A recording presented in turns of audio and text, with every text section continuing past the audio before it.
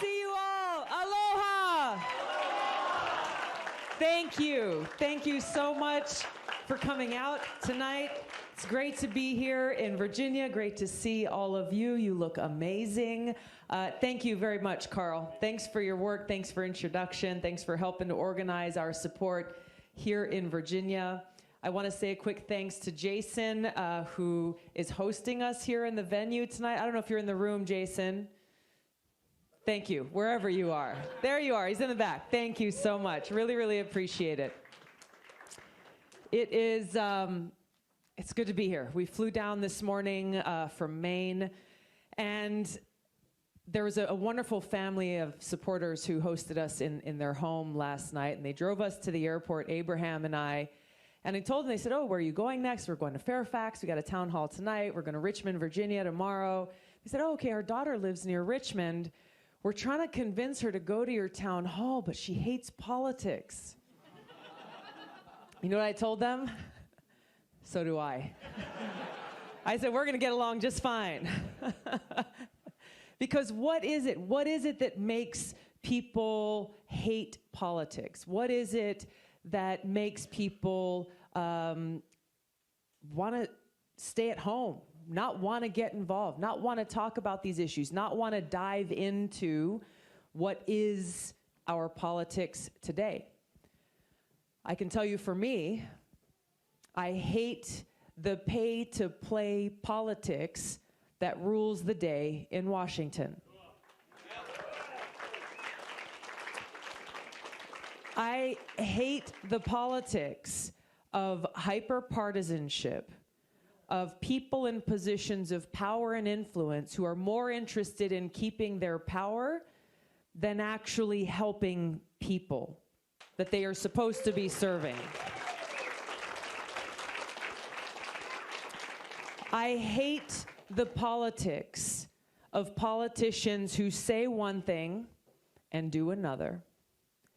The politics of politicians who love to talk a lot but refuse to actually listen. I hate the politics of those in positions of power carelessly making decisions that send our nation's sons and daughters off to fight in wars that have nothing to do with our country's national security.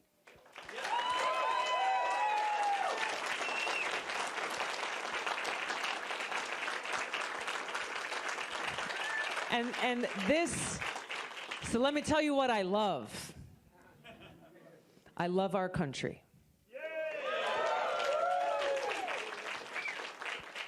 I love the people of this country. When I think of who we are as Americans, I don't see Democrats and Republicans and left and right.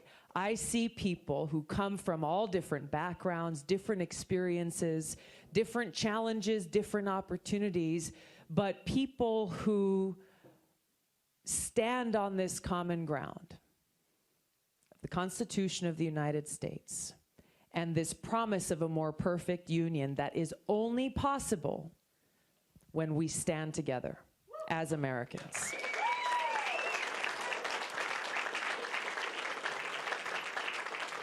That when we hear those words in our Pledge of Allegiance, that we are one nation, under God, indivisible, with liberty and justice for all, that strikes a chord, both because we know it's not what we have today, but we know what is possible when we stand together.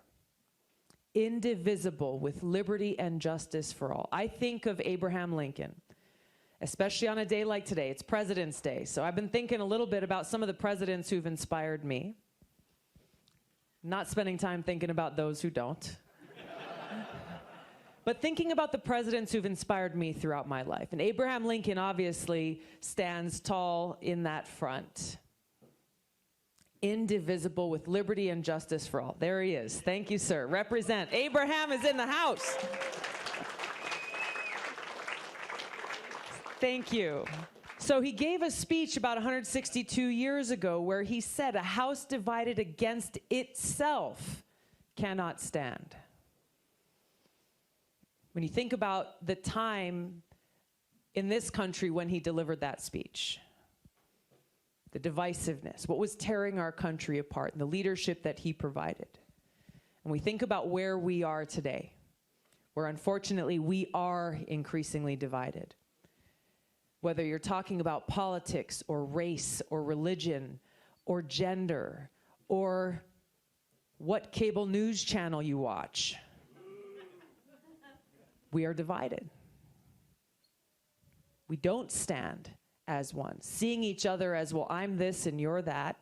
I'm right and you're wrong. I'm good, you're bad. My people are the best people, your people are not. Eroding this very foundation of who we are as a country and what we can accomplish when we stand together.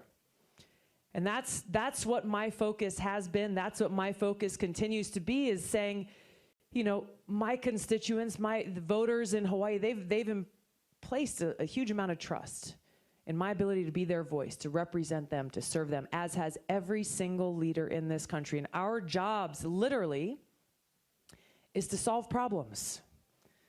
It's to solve problems. When we take that oath, every one of us, as we are sworn in as members of Congress, we take that oath to the Constitution, every single one of us at the same time. Not Democrats take one oath on one side of the room, Republicans take a different oath on the other side of the room. That's not how it works. But somehow that's so quickly and easily forgotten when it comes down to saying, okay, what are we really doing here? Who are we serving? And you see the motivations behind the decisions that are being made. You say, okay, well, if Democrats are in power, it's all about how do we keep the power. If Republicans are in power, how do we keep the power? If you're not in power, how do we get it back?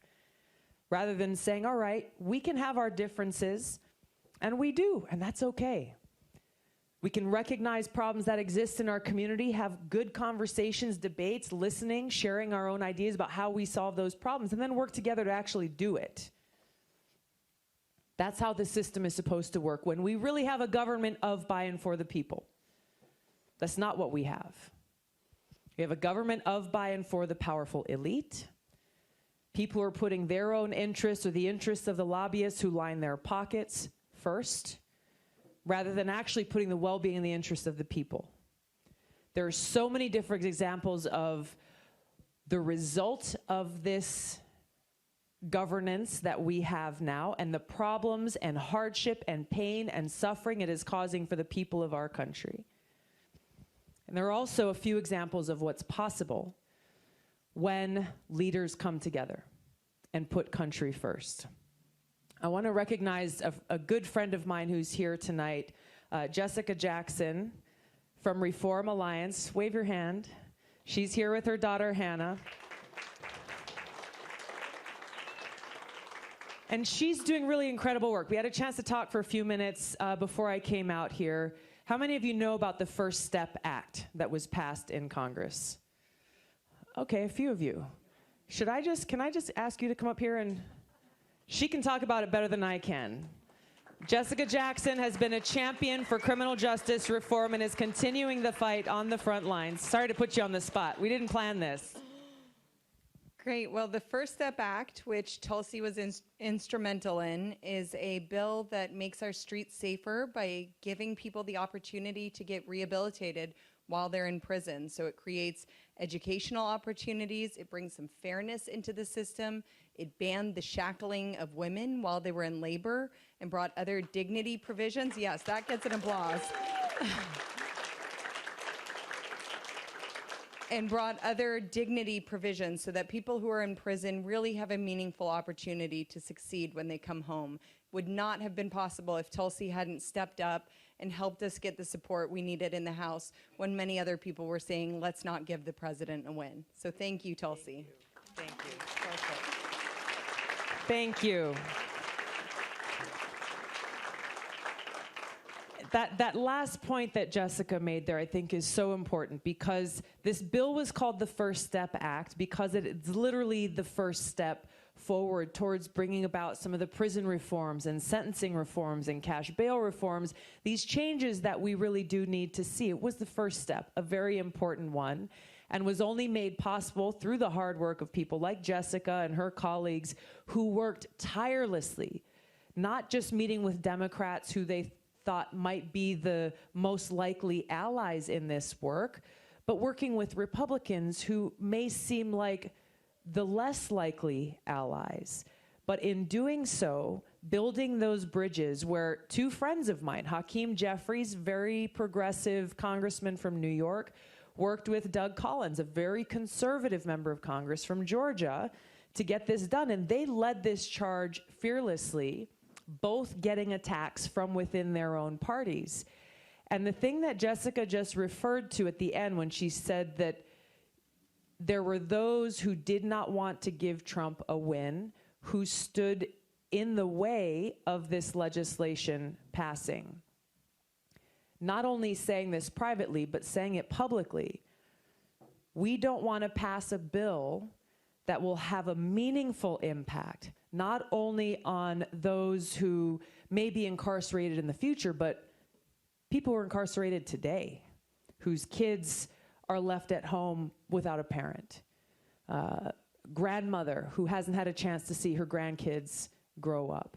People who have served their time and who'd be able to come home. Literally, how many people have come home? 7,000 people as a result of this legislation. And so for politicians to say, on the one hand, we need criminal justice reform. We need to make sure that we stop being the most incarcerated country in the world.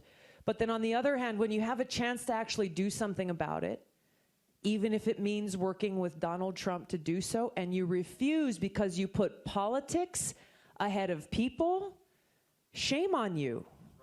Shame on you. This is the politics that we hate, and this is the change that we together are going to bring about. This is what is at the heart of the change. This is bigger than just Democrats versus Republicans. Yes, I'm running for president to beat Trump. I'm the best candidate to be able to do so, but this is even bigger than that. This is bigger than that because the support, the coalition, the amazing gathering of people from across party lines who are supporting my candidacy, who are standing together as Americans, it is about love of country. It's about love and care for each other and a recognition that whether it's criminal justice reform or climate change, protecting our environment, education, investing in infrastructure, immigration reform. You can go down the list of issues that so many of us are very concerned about. Take away the polarization, take away this whole us versus them mentality, and just get down to what's real for every one of us as people. We all come from, families or those who are around us who we care about. We come from a home or a community that we appreciate, that we want to protect, and that we stand together to uphold the freedoms enshrined in this Constitution, guaranteed to every single American, and will continue to fight to ensure that we achieve that equality and justice, liberty and justice for all. It is within our reach. While it is easy to be disheartened during times like this, it is easy to feel as though there is no hope. If you dare watch cable news, if you dare open up Twitter, it is easy to feel as though there is no light. Never, ever, ever forget that the light exists within every one of our hearts. That's us.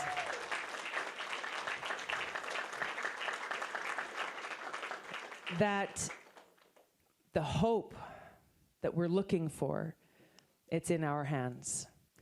That when our founders wrote the Constitution, they chose those first three words for a reason. That during times like this, it is we, the people, that will rise up and determine our future.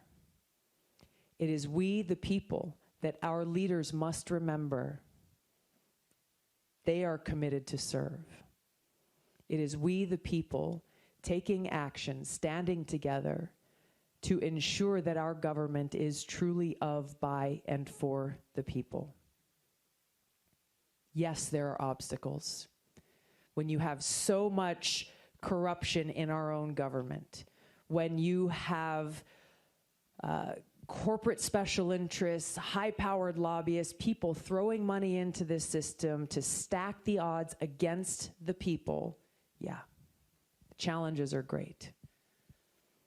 When you have the corporate media trying to silence our voices because we dare speak the truth, because we dare challenge this warmongering foreign policy establishment, because we dare speak out for an end to regime change wars. Yep.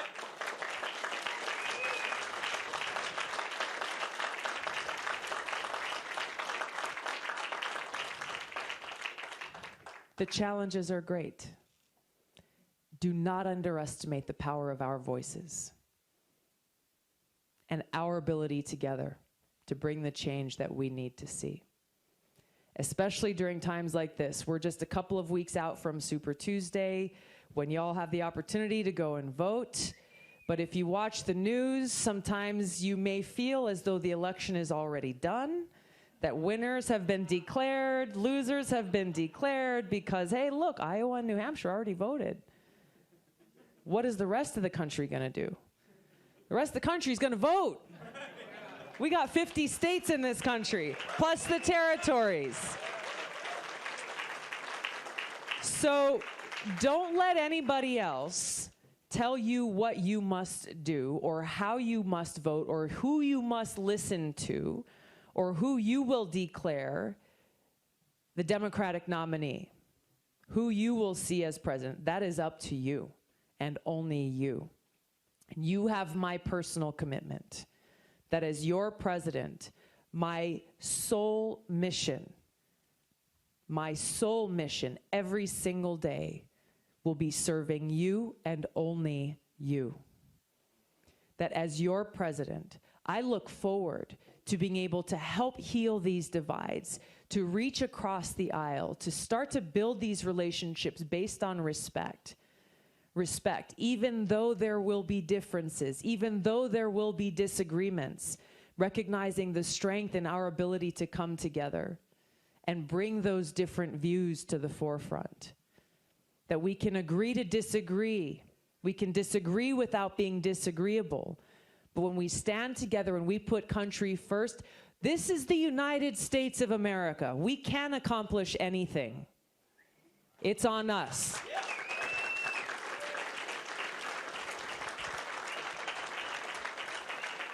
And this is how we get it done. This is how we get it done. We, the people, taking action, making sure our voices are heard through our votes, and not stopping there.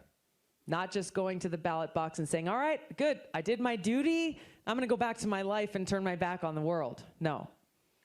It continues. The work continues. The service continues.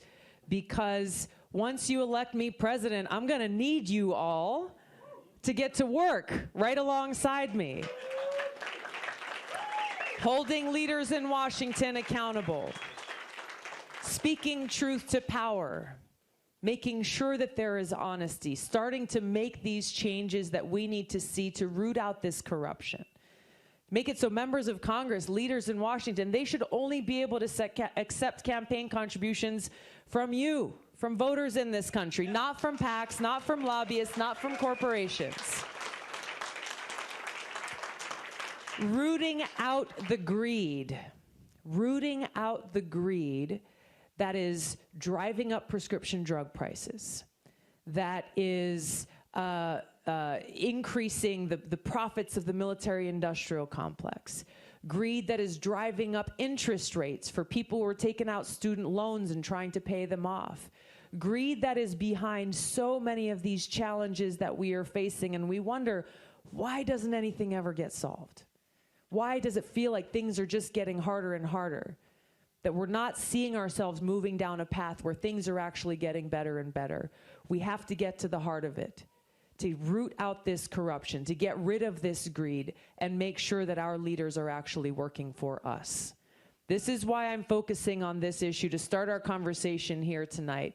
Because I know as we talk through, I want to hear what's on your mind, answer questions or concerns you have, but this is something that we've got to stand together to remind our leaders that this country is built upon a democracy, that we are a democratic republic, and that it is our voices that dictate who our leaders will be. We decide who will be hired and who will be fired, and make sure that our government is serving the people of our country. Thank you so much for being here, everybody. Thank you. Thank you so much. Thank you. All right. We got a couple of microphones here. You're right next to her, so we'll start with you. Thank you, Tulsi. Thank you. Ingrid Munkevich from DC. As you know, I've been pulling for you since 2015, so I am thrilled and thankful that you're doing this. Thank you. I want to ask you a question about Syria. We know that in 2018, this administration launched missiles which destroyed a research facility near Damascus, supposedly in response to an alleged chemical attack in Douma.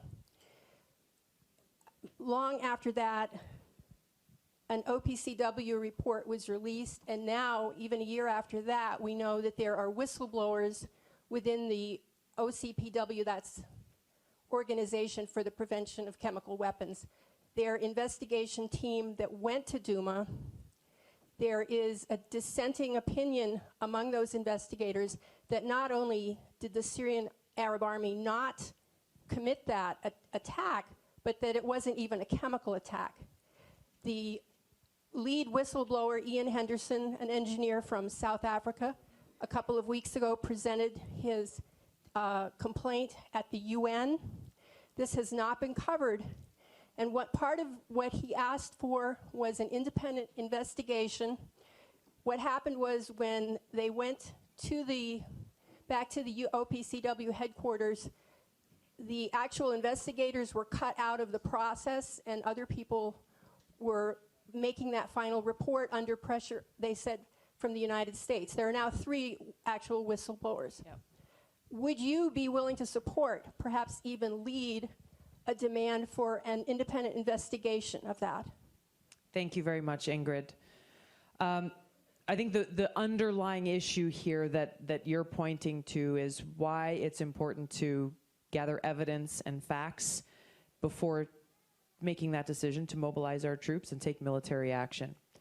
I have already sent a few letters to the UN's OPCW asking a whole number of questions based on the leaked information that has come from these whistleblowers within the UN, and will continue to follow up with those questions. We have not gotten any satisfactory response thus far. I've gotten a couple of letters of acknowledgement, but no real answers to the questions that we're asking. And as always, I will continue to seek the truth. Yeah. Are you a professional bull rider? I ride the bulls, yes, a little bit. And let me ask you this, Tulsi. I'm Robin from Maryland. Why are we spending $4 billion a month in Afghanistan when we could use that money to improve the transportation routes between Maryland and Virginia, which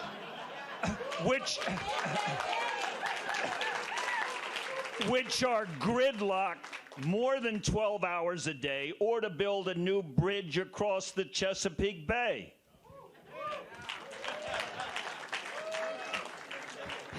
You're talking my language, sir. This is the question, though, right? This is the question. I get asked sometimes, Tulsi, why do you always talk about foreign policy? Foreign policy is domestic policy. Foreign policy is domestic policy in 2 very critical ways. You've pointed out one, that whether it's in Afghanistan or in other countries in the world, whether it's in Iraq and Syria, we should all be asking this question. Why are our taxpayer dollars continuing to be spent? Is it making us safer? In Afghanistan, you can see how through the Afghanistan papers that were released, affirming what many of us have known for a long time, that there's been no clear objective. These regime change wars are not making us any safer. So why are we continuing to spend our taxpayer dollars there? Why are we continuing to send our troops into harm's way there? What is the mission? What we've seen is leaders in our own government, from this administration, the previous administration, going back to the Bush administration, they have not been able to answer this question. In private even, asking themselves and not knowing, what are we doing there? What does victory look like? What is winning? What is the objective? How many veterans are here in the room? Awesome. Thank you for your service. Thank you. Thank you. So every one of you know that the most basic thing, whether you are a private, carrying the machine gun in the infantry squad, or if you are a medic or an artilleryman or whatever your job is, you got to know what your objective is, right? You got to know the mission. You got to know where you're going. You got to know what you're doing, what you're trying to accomplish. But that's not what we have at the highest levels of our government. They're lying to us, saying, well, victory is within reach, but they don't know what victory is. Foreign policy is domestic policy. The most important responsibility that the president has is to serve as commander-in-chief of our armed forces. Very directly being able to make an impact on these decisions. As president, I will end these regime change wars, bring our troops home from Afghanistan, Iraq, and Syria, work to end this new Cold War and nuclear arms race. We have increasing tensions between the U.S., nuclear-armed countries like Russia and China. We have treaties like the INF Treaty thrown up and torn in the trash. We have the New START Treaty that's due to expire here in about a year, a little less than a year from now, with no move towards reauthorizing. All of these things making us less safe and costing us trillions more dollars. We've got to redirect those taxpayer dollars to serve the needs of our people right here at home, whether it's transportation or education or affordable housing or quality health care or protecting our environment. The needs that we have here are great. And we've got to get our priorities straight. As your president, I will do just that. Thank you. Thank you. Yeah. Hi. Love what you're saying, Tulsi. I'm Don Jeffries, an author and radio host. You remind me of my friend Cynthia McKinney. I'm sure you knew her there, so you're sounding a lot of the same themes. As a longtime JFK assassination researcher, I was pleasantly surprised to see you photograph reading JFK and the Unspeakable. What do you think of that? I love your impression. I don't want to get you in more trouble with the media, because you know they're not going to like that. But I know you know the truth. If you hadn't, I haven't finished reading the book yet. I honestly haven't. From what I have read, it uncovers a lot of things and speaks to what happened in a way that I haven't seen anywhere else. Yes, sir. The hat. Yep. Thank you for sign waving earlier, by the way. I drove by. I think you had your headphones in. I was waving and yelling. You didn't even see me. I know. You were focused. You were focused on your job. Hey, Tulsi. My name is Terrence Thompson. I drove up here from Norfolk, Virginia, so it was a 4-hour drive up here. Thank you. Really appreciate it. Well worth it. I couldn't miss this opportunity at all. I'm doing my very best. I'm doing my very best to put you out there because last 2 days I've been promoting you, walking up and down the streets, Virginia Beach, all different types of places in Norfolk. You'll be surprised that media smearing is really doing you a disservice. Yeah. It really is. Like 8 out of 10 people don't know you. Yeah. That's what it comes down to. So you obviously know where the money's going. You know where the money is being circulated among the elites. And also, I know you're doing well with all your acts, that you're trying to get rid of the AUMF and the Patriot Act and all those good things. Will you continue to focus on getting these acts pushed, and so that way our country be better? Yeah. Yes, absolutely. You mentioned the Patriot Act. It's coming up for reauthorization next month, and this is something we're already actively working on in Congress. I think we've got to get rid of it altogether and then look at what do we really need for our country's national security. Too often, whether it's things like our civil liberties and privacy, our Fourth Amendment rights in the Constitution, the Patriot Act, or other issues related to whether or not we should go and wage another regime change war, so often you hear these fear tactics being used. Well, if we don't do this, there's going to be another terrorist attack, without anything to actually qualify that, without actually providing details and information. Tell me exactly how that's going to happen. It's just fear tactics being used that seek to justify this continued incursion as it relates to the Patriot Act on our civil liberties and rights. The reality is that as our founders wrote the Constitution, they understood that we, the American people, should never have to choose between being free and being safe. That's a false choice. And it requires courage and leadership to be able to identify, okay, what are the things that are needed to ensure the safety, security, and freedom of the American people, and striking that balance with ensuring that it does not violate our constitutional rights. Takes some work, but work is important. Thank you. Where's the mic? Yes, ma'am, right here. Yes. Hi, my name is Aradna. Hi. I'm from Virginia, Northern Virginia. So last year, I ended up in the ER twice. The second time around, I was basically walking around in pain because I told my husband, I don't want to rack up a huge hospital bill. We have a lot of other bills. I have student loans, and I had no choice but to go the second time. Ended up with over a $2,000 bill after insurance. And I know that's not even the worst of it. I know other people have it a lot worse. What is your plan?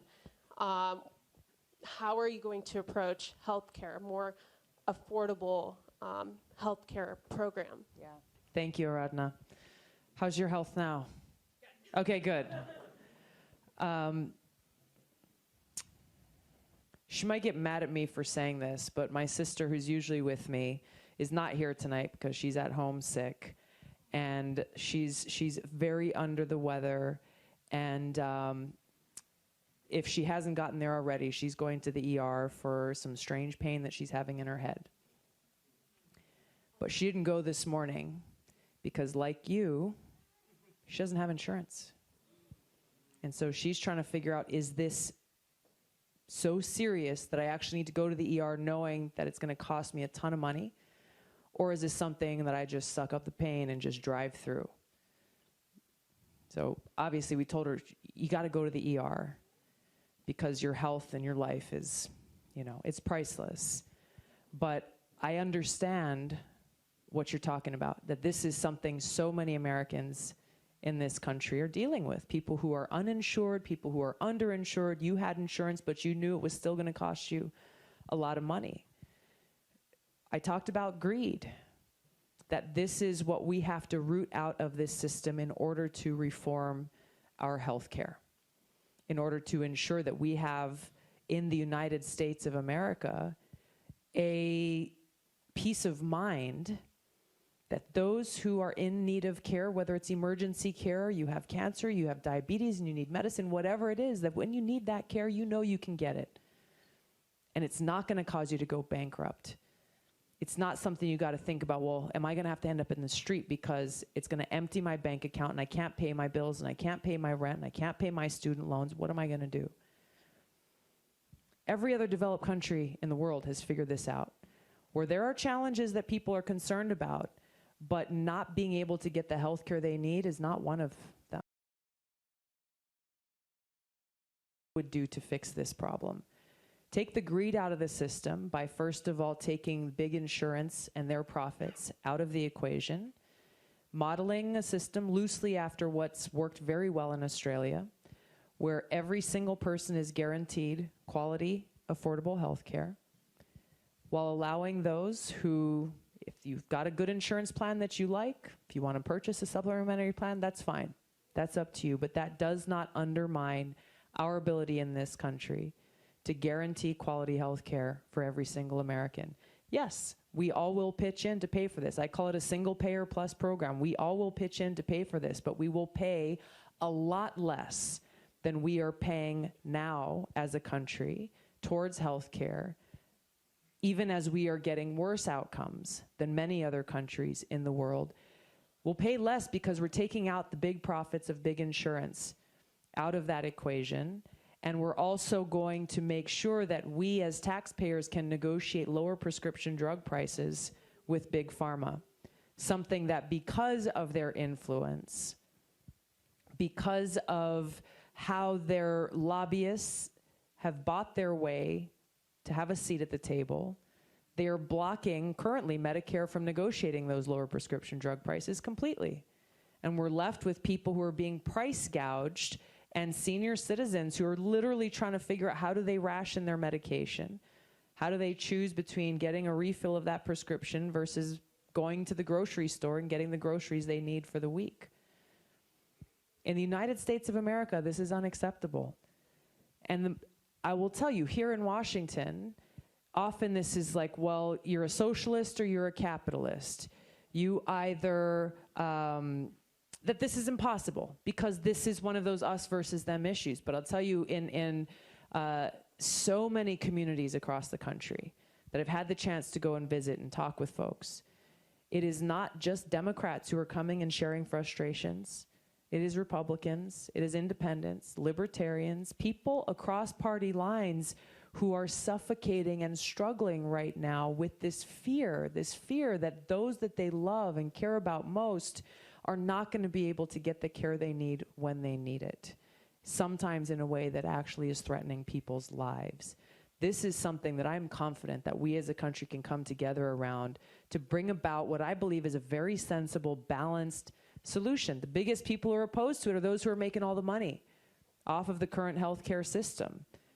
And yeah, they're fighting tooth and nail against it. And they're giving a lot of money to some of these other candidates running for president who are going to stand for the status quo and for their ability to continue to make decisions about our health care that increases their bottom line rather than actually focused on how best we can deliver health and wellness to the people of this country.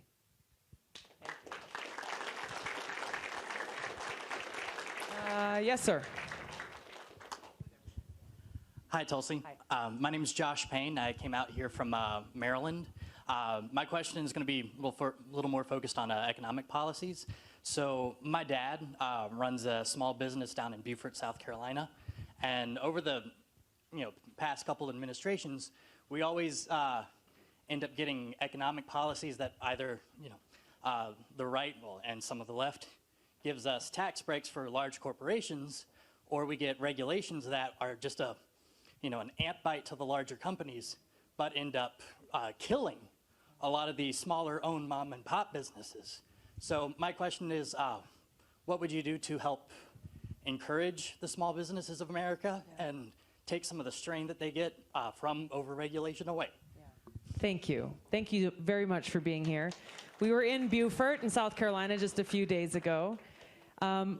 My parents are teachers by trade and training, but they're entrepreneurs at heart. And so for us, 5 kids growing up, at some point or another, we were always working in the family business. For us as kids, it was a family restaurant, family style deli. It was all hands on deck. And you understand both the pride that comes from being able to have your own business, but also the hard work that goes into it. And you're absolutely right. When we look at the imbalance and the unfairness of the system, you see how corporations like Amazon and GM and Netflix and others who are making a ton of money are somehow legally getting away with paying no taxes at all, while small business owners and hardworking Americans all across the country every day working, paying your taxes, and trying to figure out how you're going to make this all work out at the end of the year. Maybe you might get a few bucks with a tax refund, get a new cell phone, or, go and take your family out for the day, or whatever it is. But it's a struggle. It's a struggle. And so, we hear often, as I have throughout my time in politics, is small businesses are the backbone of our economy. How many times have you heard that? All the time. Because it's true. It's true. Small businesses are the backbone of our economy. Small businesses are the #1 employers of people, job creators in this country. This is the truth. But what you're pointing out is accurate, is that we're not seeing that reflected in the policies in our government that make it easier and more beneficial to encourage more small business owners, to encourage entrepreneurship, to make it easier to get access to capital, to reduce the payroll taxes that are crushing for a lot of small businesses, to be able to make sure that our laws are making it friendly for those family-owned businesses and small businesses and young entrepreneurs to be the American dream that we all know and appreciate, but is out of reach for so many people. I was in Maine earlier today and stopped by a local small business in Maine. Their business is centered around bringing manufacturing back to Maine. Maine has a long history of manufacturing in shoes and clothes and these other things. And so their goal is to bring manufacturing back to Maine. They've got 50 employees now. They're looking to scale way up. They've got great goals and ambitions. And every single part of their products that they make are made in America. From the cotton that's grown, they purchase it from the South. It's woven together in another state. And every single step, it is about investing in America. So I was like, my gosh, this is great. What a great model. We need more like this. How are the business laws in Maine? They said it's really, really hard. It's very hard for them as a small business to do business in Maine. Okay, but haven't your, has your governor come and seen your operation here? It's really impressive. Have your state leaders come and visited? No. So how can leaders make decisions that can best support small businesses if you're totally out of touch with what those needs are, what those challenges are, and how we make it a more small business friendly environment? So this is the approach that I bring as president, whether it's for the Small Business Administration, for the Department of Education, and other areas in our government. We need to have a small business administration administrator who has experience running a small business. Where you can walk in and be like, yeah, I've been there, and this red tape, that red tape, that red tape, let's cut through that. Okay, yeah, this one makes sense. We got to keep this in place. Actually make it so it's something that actually works. That it's not some pie-in-the-sky idea in Washington, but once it actually trickles down, it really doesn't have any positive impact at all. Make it so that we as taxpayers get the biggest bang for our bucks, and that we as a country are putting action behind those words when we say small businesses are the backbone of our economy. Thank you. All right, I want to try to grab somebody from the middle here. Yes, sir. Hello. So like you, I'm also a combat veteran. But Thank you for your service. Thank you. I'm also conservative and a supporter of Donald Trump. I know it's kind of strange, but you kind of stood out to me because my friend Mike actually talked about you to me because he met you and said, she's a really reasonable person and kind of not like most others that we see in kind of politics. And that really stood out to me. And like you, I kind of believe that people of other parties should kind of work together, hence why I also am here kind of learning your side of things because I don't think we should be, just Republicans stuck in our silos. Yeah, stuck in Republicans and Democrats. Yeah. It doesn't really make sense. I'm glad you're here. Yeah, and so I'm hoping others will follow that as well. Yeah. Go to a Republican rally, go to a Democrat rally, go to a Libertarian rally. I think that's great to learn the other side. Because can I pause you just for one moment? I apologize to interrupt, but I think I'm going to help prove your point here. If you're a Democrat here, raise your hand. Awesome. Yeah, he's not sure. All right. He's going like this. If you're a Republican, raise your hand. You're not alone. If you're independent, libertarian, or green, raise your hand. So this is what we're talking about. Yeah.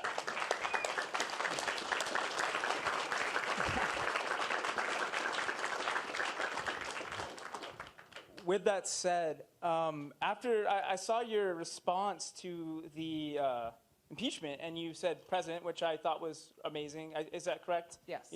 And so with that, we just had the recent State of the Union, and I know you like taking centrist approaches, and you know, for Republicans and Democrats, it's great.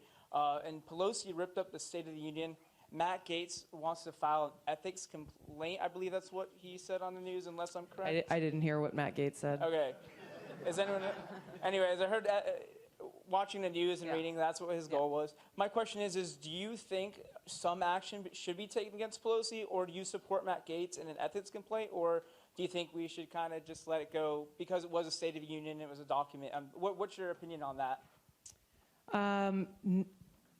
No, I don't think that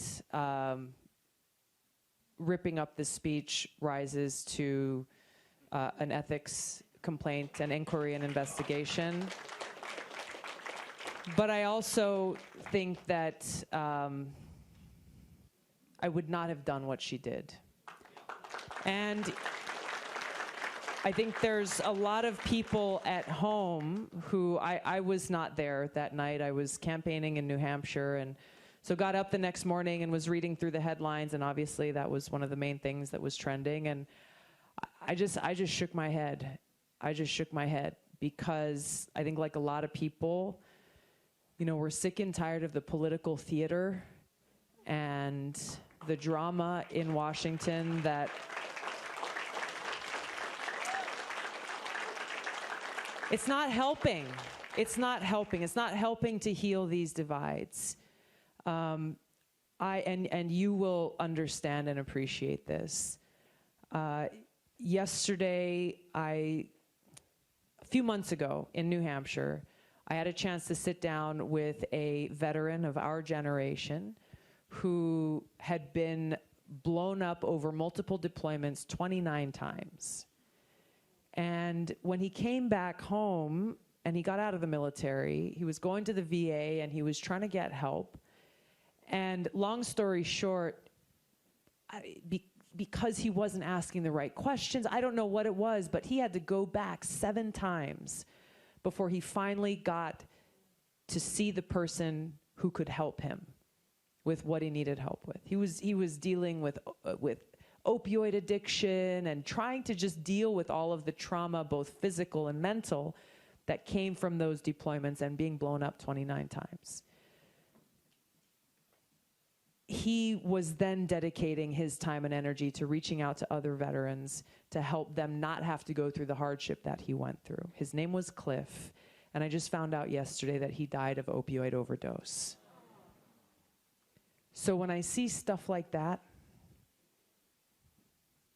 there are real challenges and real hardships that every one of our leaders, from Donald Trump to Nancy Pelosi, need to be focused on, actually working together to solve these problems and help people like Cliff and help his family who is grieving his loss, and the many other brothers and sisters of ours who have served and who have come home and are still lacking that honor and that care that they've earned through their great sacrifice.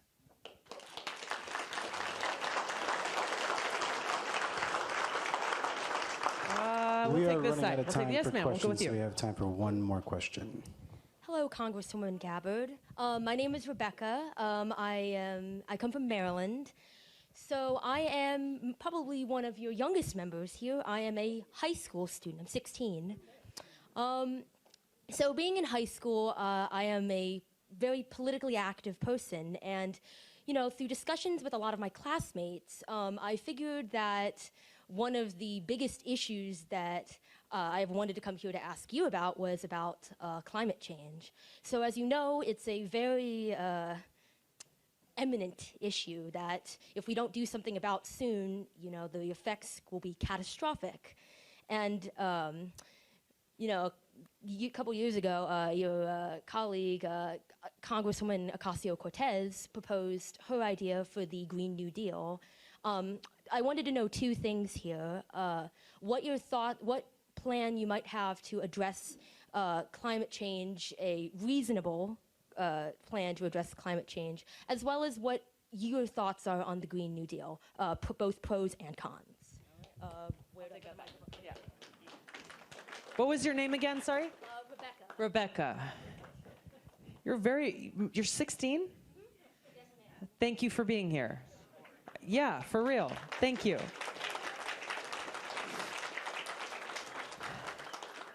This is a very important issue and an important question that all of us needs to consider.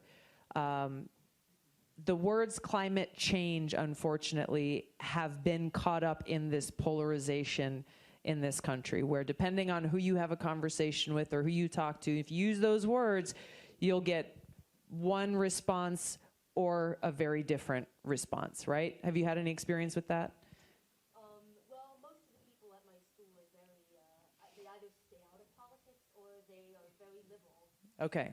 And they varying responses to when they should do it. Okay. So they're either not paying attention or they really are very concerned about climate change, I would assume. Okay.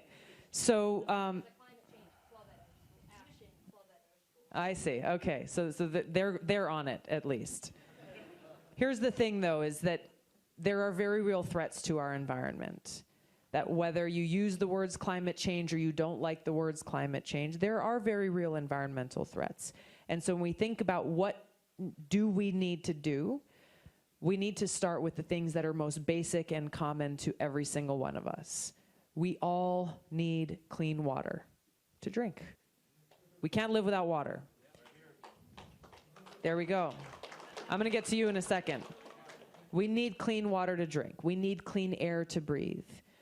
We need a safe place to live for ourselves, for our kids, our neighbors, our families, and one that we know will be there for the next generation, the next generation, the next generation to come. And so what do we do then to achieve those objectives? We've got to think about all of the different sources for these environmental threats. And so my approach to dealing with this issue, I'll put in four major categories. Number one is, as we look at the dirty fossil fuels of the past, we need to stop spending taxpayer dollars to subsidize those industries and instead redirect those dollars towards investing in a new, clean, renewable energy economy. And this is a win-win-win on all fronts. We've got to make this transition off of fossil fuels to ensure that we are protecting our environment, that we are creating energy security in this country, and that we are actually stabilizing and reducing the cost of energy lower than what it is that we've already seen. These are things that we can actually accomplish. The second major area has to do with agriculture. It doesn't get as much attention as people talk about climate change, but when you look at how much money in the farm bill that's passed every 5 years goes towards agriculture practices, monocrops, multinational corporations like Monsanto and Syngenta and others, their actions actually negatively impacting our environment, soil quality, water quality, not really thinking about farming that can be sustainable, that we can grow food to feed people in this country, and that's actually going to stick around for a while. The third major area has to do with foreign policy, because there are some global environmental threats that we face that can only be addressed when we lead with a foreign policy based on cooperation rather than conflict. We can't go and work with another country to deal with these common threats and interests that we share if we are at war with those countries. Leading with a foreign policy based on cooperation rather than conflict. And the fourth thing is just the individual choices that every one of us makes in our own lives, from how we live our lives, the kind of food we choose to put in our bodies, the things that we choose to buy. There are real ways we can make an impact there, both personally and collectively as a country, in a very practical way. Very quickly on the Green New Deal. I am not a co-sponsor of the Green New Deal. It is a resolution. It is not a bill. I think we need an actionable plan and legislation that can actually be passed and implemented. And there are a few things with it. There are some things in there I agree with, but there are some critical things in there that prevented me from co-sponsoring that bill. One of them, this gentleman is here, a fellow veteran is focused on. The bottle he's holding up is water that has been forever contaminated because of fracking. Unfortunately, the Green New Deal leaves fracking on the table as a potential energy means to get energy. It also includes nuclear power, something that is extremely expensive and poses a risk given the nuclear waste that's created, that we're still seeing communities across the country having to live with this waste that will be around for hundreds of thousands of years and no way to safely store it. And yes, Fukushima is a good example.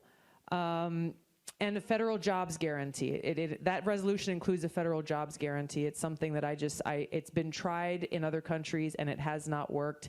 I do not think that our government should be in the make work jobs creating business. I believe actually in a, you can clap for that if you agree.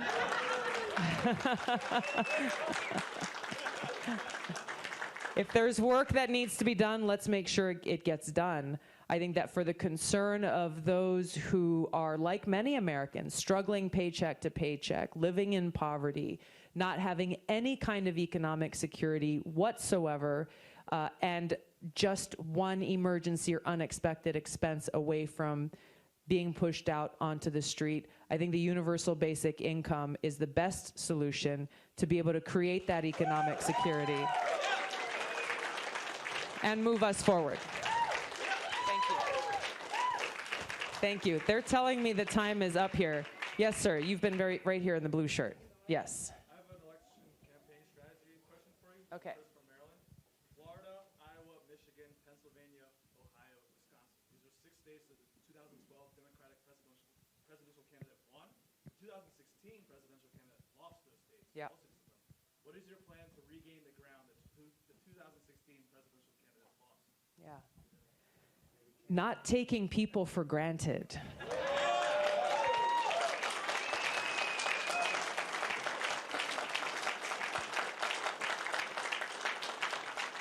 Not taking people for granted, reaching out and treating everyone with respect, and inviting every single American to come and stand together, whether you're Democrat or Republican or independent or libertarian, recognizing that our future lies within our hands and that we can solve these problems that we face. We can overcome the challenges that lie before us, and truly fulfilling that promise and that commitment that lies within our Constitution. That when I say we the people, I mean all the people. Thank you. Thank you. I'm sorry, we don't have any more time. I apologize. Thank you so much for being here. Your action. Yeah, I agree. I agree. I agree. So, you know, hopefully there are greater opportunities to have larger platforms, but I'm not holding my breath. Put it that way.